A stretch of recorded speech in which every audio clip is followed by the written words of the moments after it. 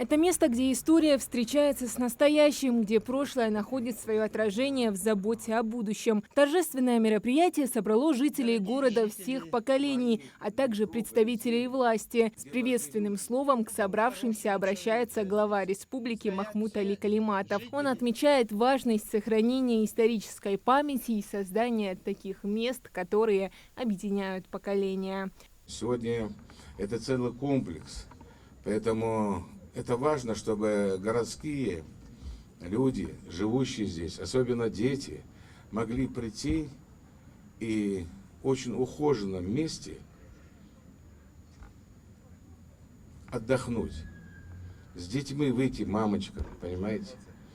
Сегодня Сунжа, город, развивается, и мы будем к этому прилагать много сил и прилагаем. Поздравляю жителей с таким парком. Я хочу сказать спасибо мэру Умарову Аслану. И это многое еще можно сделать. Только я вам скажу, если вы будете помогать и мэру, и другим, чтобы у нас и сохранять его. Надо, чтобы там берегли и дети, и молодежь, чтобы они понимали, что эти вещи надо беречь. После торжественной части глава региона проходится по территории парка, чтобы лично убедиться, что все объекты благоустроены в соответствии с нормами и требованиями. Особое внимание уделяет деталям от памятников до озеленения. Это парковка на 30 метров с асфальтом не видели, с ограждением. Вот там знак надо поставить. Въезд там, а выезд туда.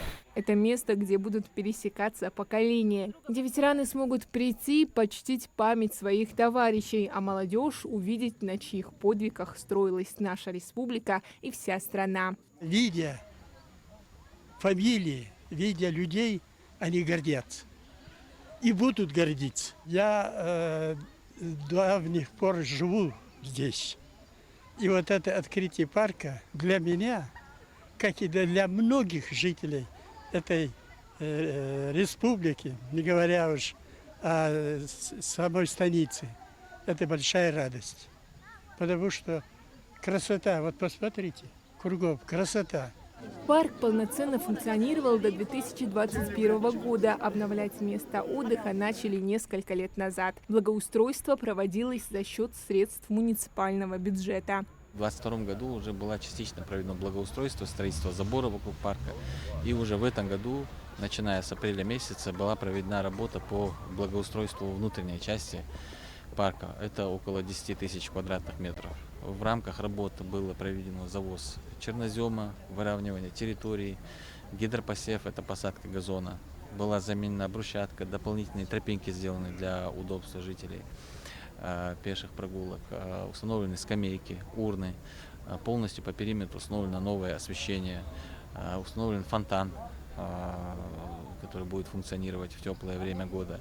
Этот парк, который сегодня распахнул свои ворота для всех жителей Сунжи, задумывался не просто как зона отдыха. Это живая книга истории, высеченная в камне и высаженная в этих молодых деревьях. Каждая аллея, каждый памятник здесь – это напоминание о памяти, которую обязаны хранить потомки. Юные гости открытия это хорошо понимают.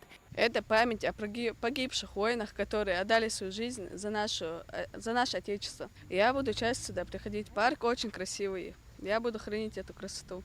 Именно такой отклик в сердцах молодых и был главной целью создателей парка, чтобы память была не абстрактным понятием, а частью повседневной жизни.